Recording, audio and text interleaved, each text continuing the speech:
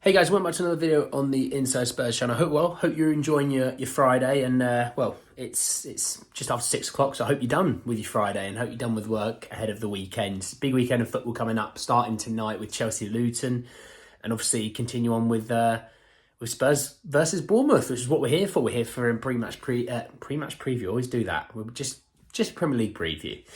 So we'll talk a little bit about the team news around the two teams. We'll talk about, my prediction, what I expect, to kind of see from this kind of game, okay?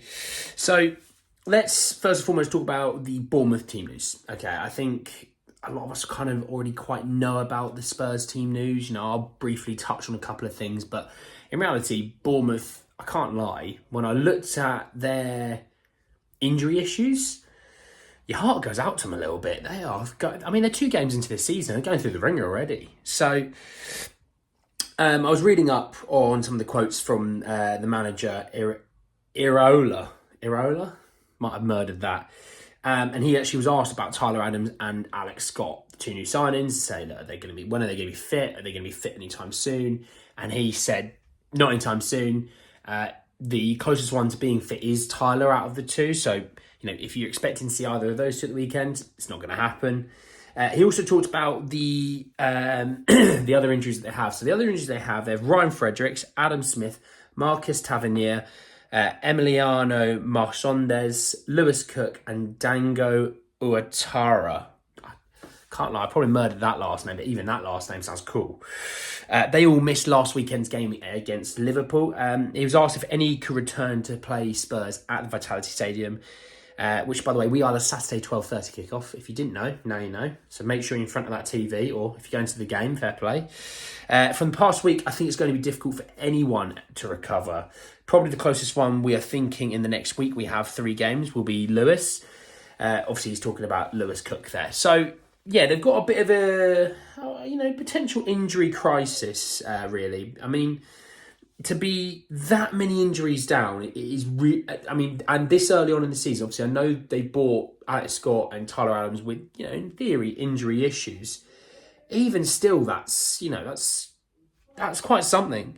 To give you sort of an idea of how their season started, they started with their first game of the season being at home to West Ham, which they drew 1-1, and they lost against Liverpool 3-1. Obviously, Liverpool went down to 10 men with that McAllister sending off. And I actually watched this game when I was out in Spain, mostly because the friend I was out with is a little bit hungover. I thought, actually, it's probably not a bad idea for me to kind of kick back ahead of, Bournemouth being the team that will play in the following weekend. And, look, Anfield is not an easy place to go. It's the way I look at it, when you think of Vitality Stadium being such a small stadium, Anfield will be like twice the size. The pitch feels like twice the size.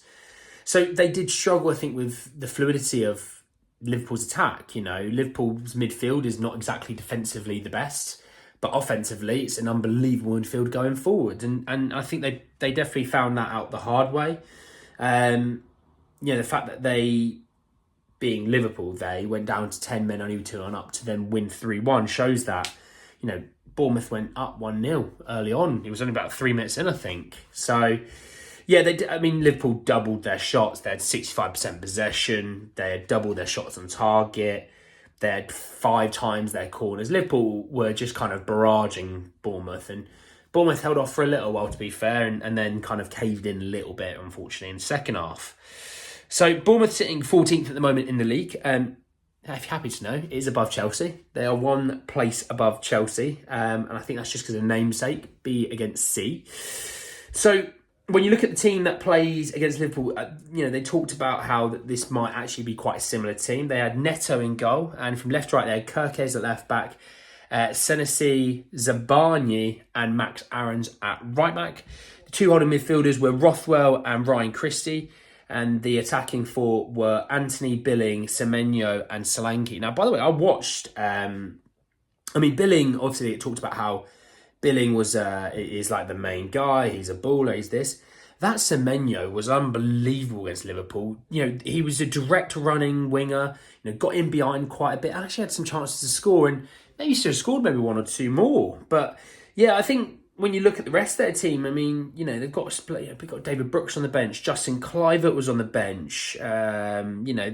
The rest of it's not exactly too strong, but they do have still have some bodies they can bring off the bench as well. And I think you'll probably find that wingers-wise, they're actually quite solid. And obviously, I think they'll be better once they've got, they've got about 1 million people out injured. Once they get back a few of those, not a bad looking team, actually. I think a lot of people kind of go, oh, they're going down, they're going down, they're going down. But actually, when you look at some of their transfer business, it's quite solid, I won't lie. When we look at Spurs' situation and, their injury issues and things like that, I think a lot of people just worry about James Maddison, if I'm honest. There's no real injury issues around the club, other than the ones that are already long-term injuries, your Sessegnons, for example. Maddison has trained this week. Everyone kind of thought he'd be back next week for next fixture, which I think is Burnley again Saturday, which is 2nd of September. Don't hold me to that. He actually has trained this week. They're kind of just waiting to see how he's come out of the other side of that training to kind of determine should he start or not. For me, if there's anything that he is slightly injured, hold back. Just don't worry about it. You've got Lo Celso sitting there in the wings who could easily fill in a job there against Bournemouth. I think, when we look at us, I think when we look at our fixtures, we've had a decent enough start. I mean, away to Brentford, drawing that game and then obviously then beating Man United. It's been a strong start to the season. We're sitting in 6th, which is already better than last season. So if you're happy about that, you're happy about that. We're actually behind Brentford, which is annoying.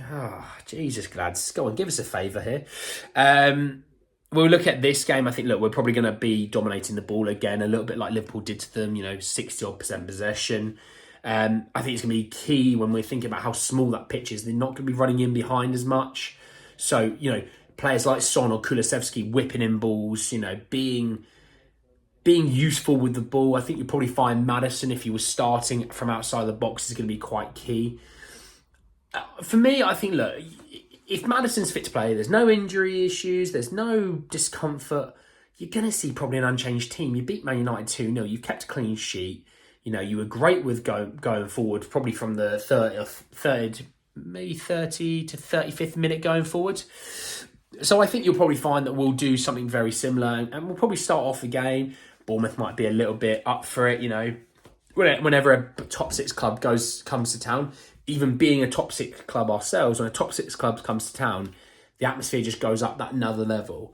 Let me talk about my prediction for the game. I think I see it starting off as cagey. I think Bournemouth will be out of the traps, flying around, causing us all kinds of issues. I think once we weather that sort of 10-15 minute storm, I think we start to get our foot on the ball a bit more. If it's Maddison or Lo Celso, either one of them starts to dictate play a little bit more. Bissouma gets on it, Pape Matar as well.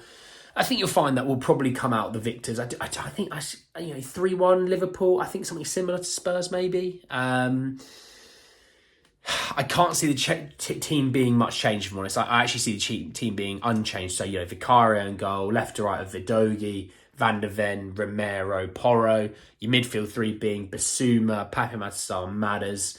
Obviously, then Sonny, Richarlison and Kulu.